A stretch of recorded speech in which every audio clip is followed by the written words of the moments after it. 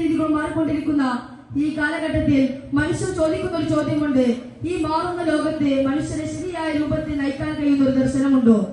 അതാ ചരിത്രവും ഭാവിയും വർത്തമാനവും ഒരുമിച്ച് നൽകുന്ന ഉത്തരം ഒന്ന് തന്നെയാണ്. അതാ ഇസ്ലാം എന്ന മതമുണ്ട്.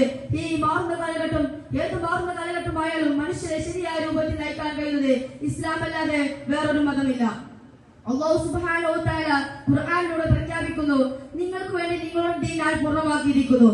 ഇവിടെ പൂർണ്ണമാക്കിയിരിക്കുന്നു എന്ന അർത്ഥം അറിയിക്കുന്നത് ഒരു കാലഘട്ടത്തിന് മാത്രമുള്ള നിയമമല്ല, മറിച്ച് എല്ലാ കാലഘട്ടങ്ങൾക്കും ആവശ്യമായ മാർഗങ്ങളും ഉപദേശങ്ങളും ഉൾക്കൊള്ളിച്ചുകൊണ്ട് അല്ലാഹു സുബ്ഹാനഹു വ തആല നമുക്ക് നല്ല രീതിയിൽ ജീവിക്കാൻ വേണ്ടി നമ്മുടെ ദീൻ പൂർണ്ണമാക്കിയിരിക്കുകയാണ്. കാലം മാറുമ്പോൾ സാങ്കേതിക വിദ്യകൾ മാറുന്നു, വസ്ത്രധാരണങ്ങൾ മാറുന്നു, ജീവിത സൗകര്യങ്ങൾ മാറുന്നു. എന്നാൽ മനുഷ്യന്റെ സമത്വവും അതുപോലെ തന്നെ ദുഃഖവും ഒന്നും മാറുന്നില്ല. നമ്മുടെ ഇസ്ലാം മനുഷ്യന്റെ സ്വഭാവത്തെ അടിസ്ഥാനമാക്കി രൂപകൽപ്പന ചെയ്തതിനാൽ എല്ലാ കാലത്തും നമ്മുടെ ഇസ്ലാം പ്രസക്തമാണ്.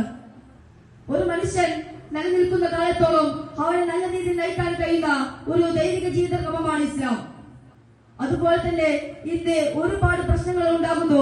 അതിനെല്ലാം ഇസ്ലാമിൽ തന്നെ മറുപടി പറയുന്നുണ്ട്. 1400 വർഷങ്ങൾക്ക് മുമ്പ് തന്നെ ഇസ്ലാമിൽ പറഞ്ഞ ഒരു കാര്യമാണ് അന്യ സ്ത്രീയും അന്യ പുരുഷനും ബന്ധിക്കരുത് എന്ന്.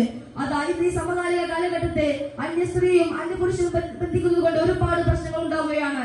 അത് തന്നെയാണ് ഇസ്ലാം സർവകാലികമാണെന്നതിന്റെ ഏറെയധികം ഉത്തമ മാർഗം.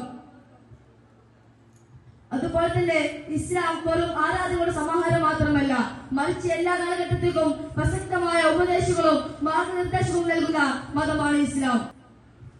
ഒരു മനുഷ്യൻ ജനിച്ചതു മുതൽ അവന്റെ മരണം വരെയുള്ള എല്ലാ ഘട്ടങ്ങളിലേക്കും ആവശ്യമായ മാർഗനിർദ്ദേശങ്ങളും ഉപദേശങ്ങളും നൽകുന്ന മതമാണ് ഇസ്ലാം. ഇന്ന് സമകാലിക കാലഘട്ടം ചർച്ച ചെയ്യുന്ന വിഷയങ്ങളാണ് മനുഷ്യാവകാശം, അതുപോലെ തന്നെ നീതി, സമത്വം എന്നിവയെ കുറിച്ച്. അത് 1400 വർഷങ്ങൾക്ക് മുമ്പ് തന്നെ ഇസ്ലാമിൽ തന്നെ പറയുന്നുണ്ട്. ഈ വിഷയങ്ങളെ കുറിച്ച് ഇസ്ലാമിൽ തന്നെ 1400 വർഷങ്ങൾക്ക് മുമ്പ് തന്നെ അവതരിപ്പിച്ചിട്ടുണ്ട്. അതുപോലെ തന്നെ ഇന്ന് സമകാലിക കാലഘട്ടത്തിലെ ഏറെയധികം അടിസ്ഥാന കാര്യമാണ് വായന എന്നുള്ളത്. ഇസ്ലാമിലെ ഖുർആനിലെ ആദ്യ വാക്കാണ് ഇഖ്റ എന്ന്, അഥവാ വായിക്കുക. ഇന്നത്തെ സമകാലിക കാലഘട്ടത്തെ പുരോഗതിക്ക് അടിസ്ഥാനമായ കാര്യമാണ് വായന എന്നുള്ളത്. ഞാനൊരു കാര്യം കൂടെ പറഞ്ഞുകൊണ്ട് എന്റെ വാക്കുകൾ അവസാനിപ്പിക്കാം. 1400 വർഷങ്ങൾക്ക് മുമ്പ് പ്രഖ്യാപിക്കപ്പെട്ട ദീനാണെങ്കിലും ഇസ്ലാം, അതിലെ അടിസ്ഥാനമായ കാര്യം ഖുർആനാണെങ്കിലും ഇന്നത്തെ വർത്തമാന കാലഘട്ടത്തിൽ സാങ്കേതിക വളർച്ചയും ആശയവിനിമയ വിപ്ലവവും ഉൾപ്പെടുത്തുന്ന ഈ കാലഘട്ടത്തിൽ ഇസ്ലാമിന്റെ ആശയങ്ങൾ പ്രസക്തമാണ്.